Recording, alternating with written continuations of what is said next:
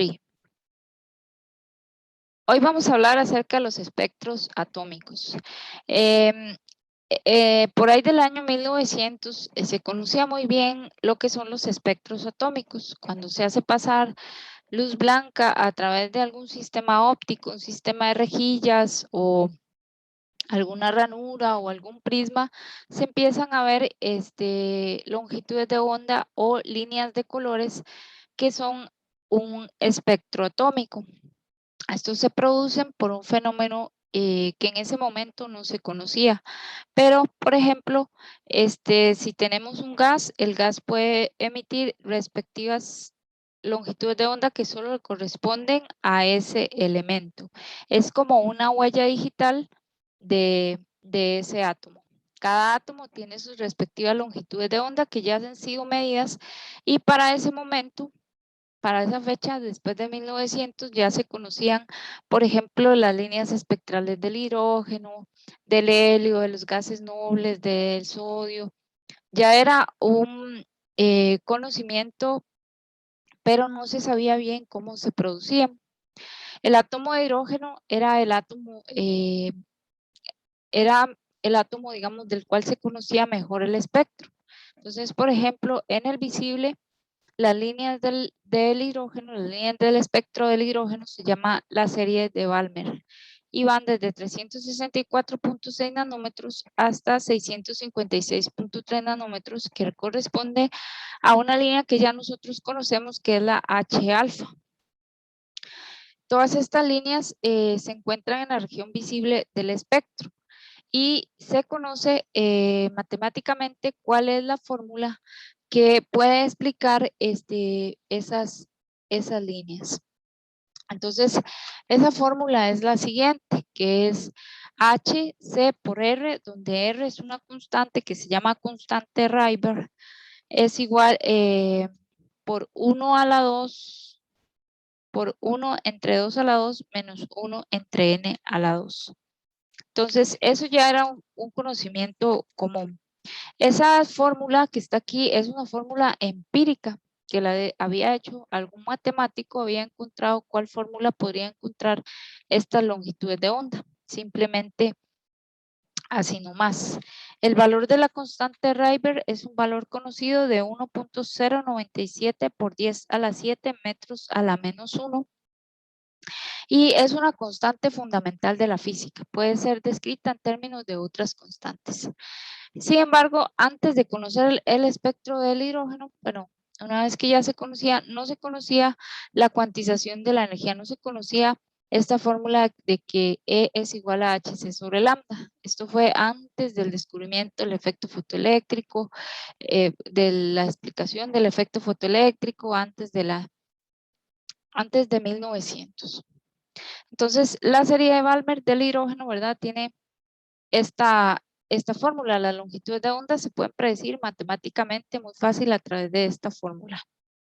Por ejemplo, si n es igual a 3, está n de aquí, sustituimos el 3, nos quedaría la operación 1 sobre 4 menos 1 sobre 9.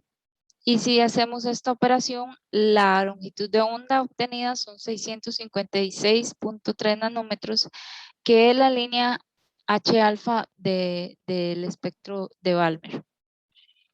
Ahora, cuando nosotros podemos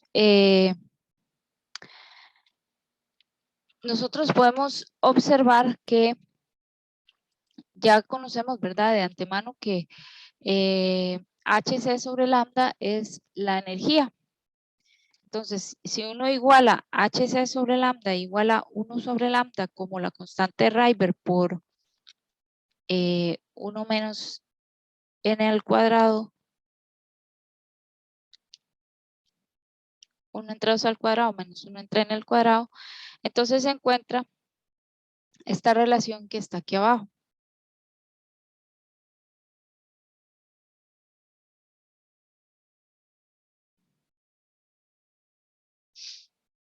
Vamos a ver, permiso. Encuentra esta relación.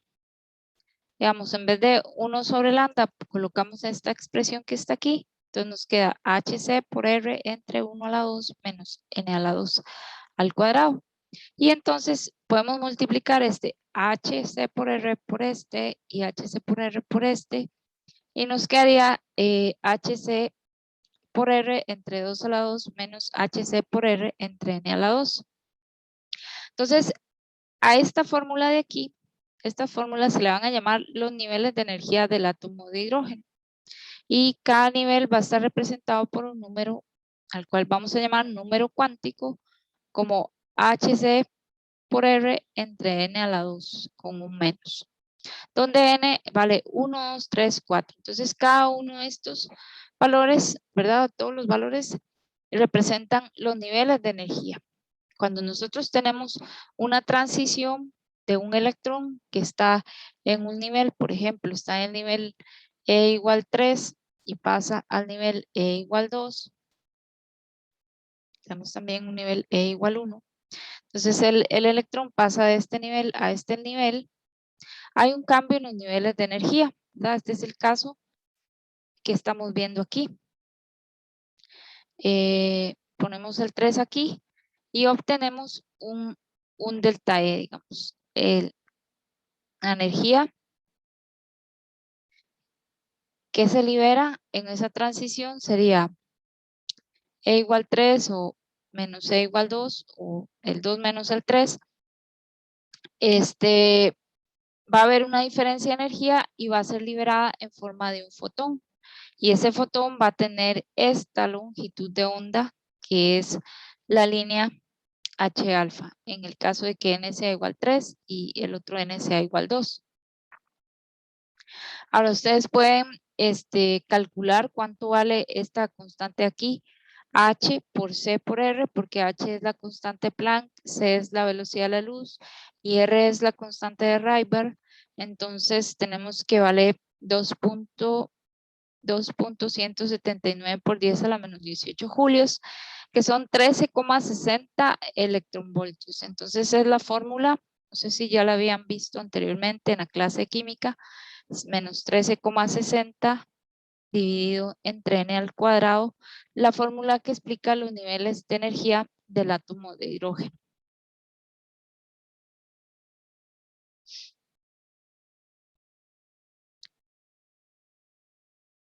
El átomo de hidrógeno también tiene otras líneas espectrales que no son visibles, que todas tienen nombre, porque las personas que las midieron les pusieron pues nombre. Pues están la serie de Lyman, cuando n, este valor de n vale 1 aquí, la serie de Paschen cuando vale 3, la serie de Brackett cuando vale 4 y la serie de Font cuando vale 5. Muchas de estas son en el infrarrojo, otras son en el ultravioleta.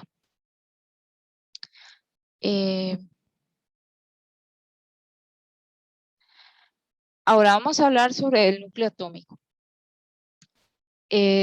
Otro descubrimiento importante de la física moderna es el descubrimiento del núcleo atómico. Antes se creía que el átomo era algo así como, se decía que el modelo atómico era como un pudín de pasas, que estaban pues el átomo y las cargas positivas estaban dispersas a lo largo de todo el pudín como las pasas en un pudín. Entonces, ese era el modelo de Thomson, el del pudín de pasas, ¿verdad? Donde las cargas positivas estaban distribuidas en todo el átomo. Sin embargo, Rutherford hizo un experimento muy especial. Él lanzó una partícula alfa. Una partícula alfa es un átomo de helio que tiene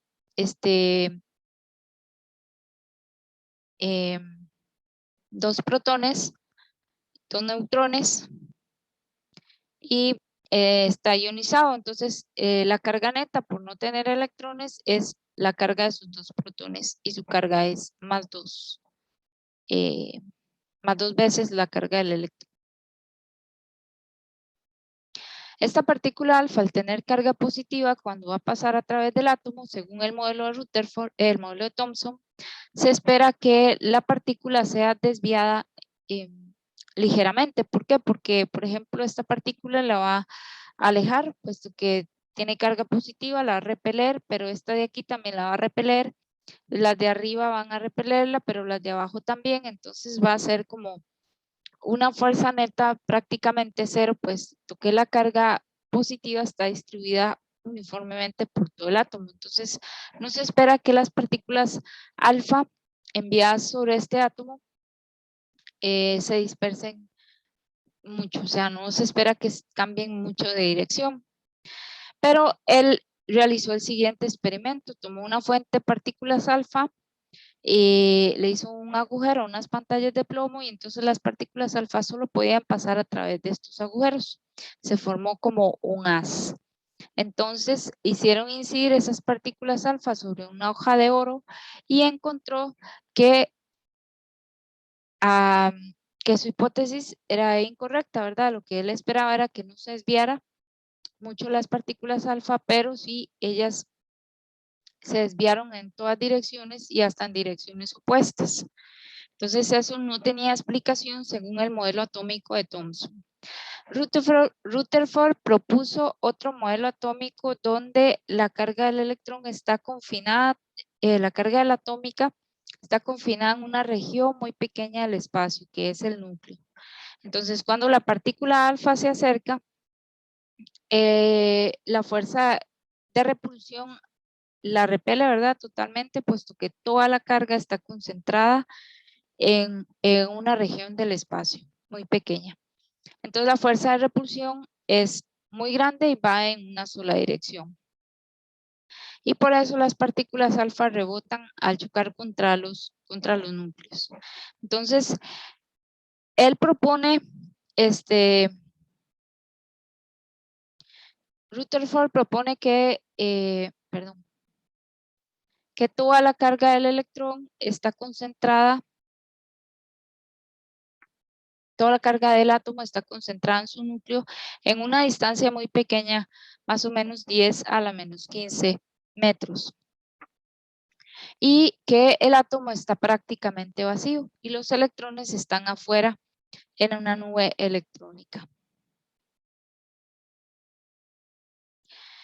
Ahora también se propone un modelo para el átomo que se llama modelo de Bohr, que puede calcular muy bien los niveles de energía del átomo de hidrógeno y puede concordar con los valores experimentales que se conocían de las longitudes de onda de su espectro, porque ya eran valores conocidos.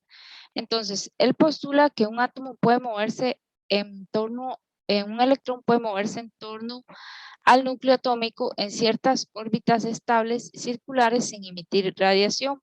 Entonces, por ejemplo, tenemos el núcleo y entonces el electrón se mueve alrededor del núcleo. Ya se conoce que el átomo la carga positiva solo se concentra en el centro. El electrón solo puede estar en ciertas órbitas, pero no cualquier órbita, sino que él propone lo que se llama la cuantización del momentum angular. O sea, puede moverse en ciertos radios, pero no cualquier radio, ni tampoco a cualquier velocidad. El momentum angular se representa con la letra L y es movimiento circular, la masa por la velocidad por el radio.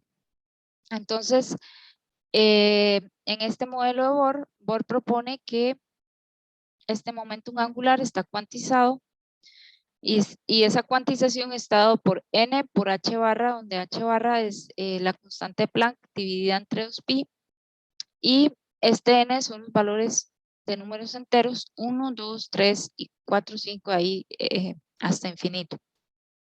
Entonces, el electrón no puede moverse en cualquier órbita, sino en órbitas especiales, sin emitir radiación. Sin embargo, cuando él pasa de una órbita a otra o de un nivel a otro, emite radiación en forma de fotones, lo que se llama una transición atómica. Entonces, por ejemplo, si el electrón se encuentra en esta órbita que representa un nivel de energía y pasa a 1F de menor energía, va a emitir un fotón. Esa diferencia de energía va a ser representada mediante un fotón que tiene energía H por F o Hc sobre lambda. Esto trae muchas consecuencias, ¿verdad? Y vamos a hablar sobre esas consecuencias de la cuantización del momentum angular del modelo de Bohr.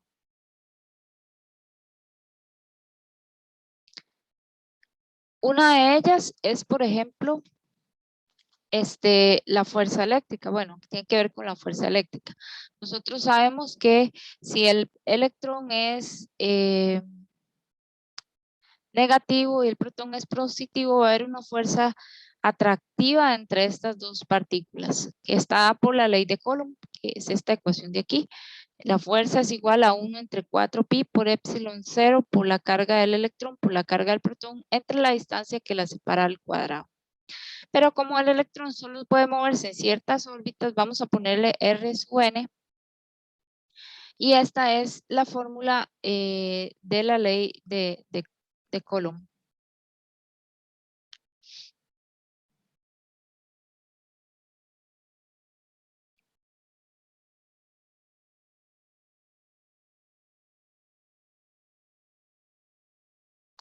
Nosotros sabemos que la fuerza es igual a la masa por la aceleración. En este caso, el movimiento circular nos describe la aceleración como una aceleración centrípeta, que por el movimiento circular, nosotros sabemos que la aceleración centrípeta es igual a la velocidad al cuadrado entre el radio. Pero en este caso, ya sabemos que tiene una velocidad específica y un radio específico. Entonces vamos a igualar estas fórmulas aquí. Y como ya tenemos esta ley que propuso Bohr de cuantización de momentum angular, ¿verdad? Vamos a despejar la velocidad. Vamos a despejar, por ejemplo, el radio. Ahora recuerden que el átomo de hidrógeno se compone solo de un protón y un electrón. Por eso podemos hacer todos estos cálculos. Entonces, nosotros podemos decir, bueno, la velocidad,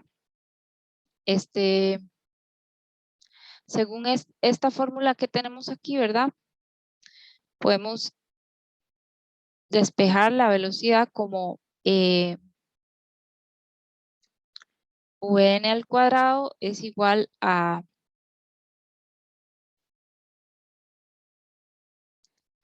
E al cuadrado entre 4pi epsilon 0 por la m por r sub n. Así podemos definir la velocidad, ¿verdad? Entonces vamos a unir este concepto, la cuantización de momentum angular, con este concepto de aquí. Entonces vamos a despejar la velocidad de esta ecuación de aquí y encontramos del modelo de Bohr que la velocidad Vn sería n por h, ya le puse, perdón.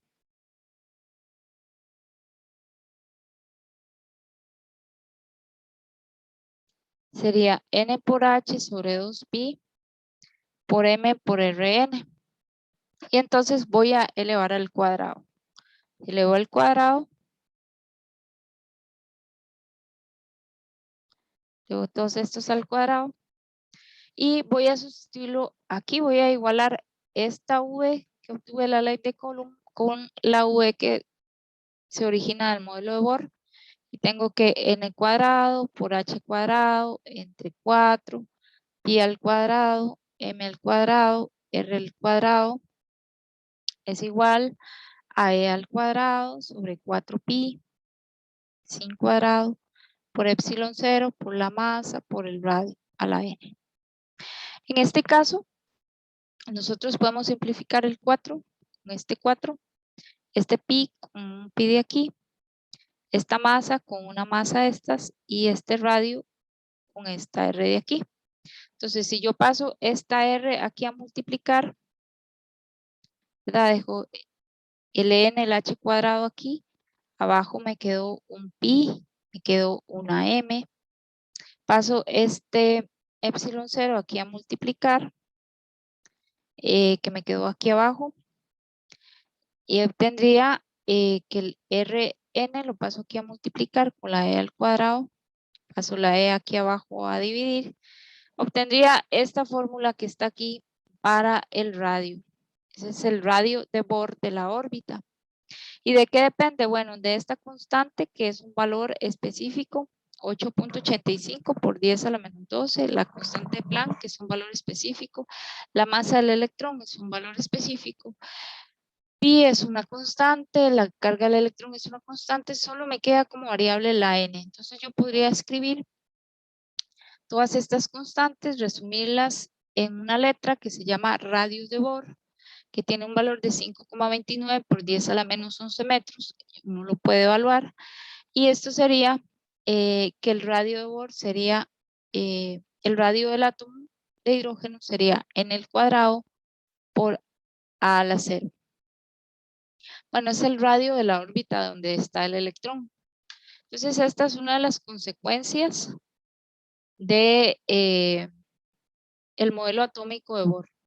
El radio y la velocidad están cuantizadas. Después se puede despejar específicamente esto para la velocidad y no puede tener cualquier velocidad, sino que la velocidad depende de un número cuántico n.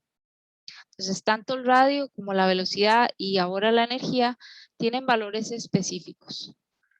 No puede ser cualquier valor. Y eso es lo que se llama la cuantización de la energía, la teoría cuántica. Muchas gracias.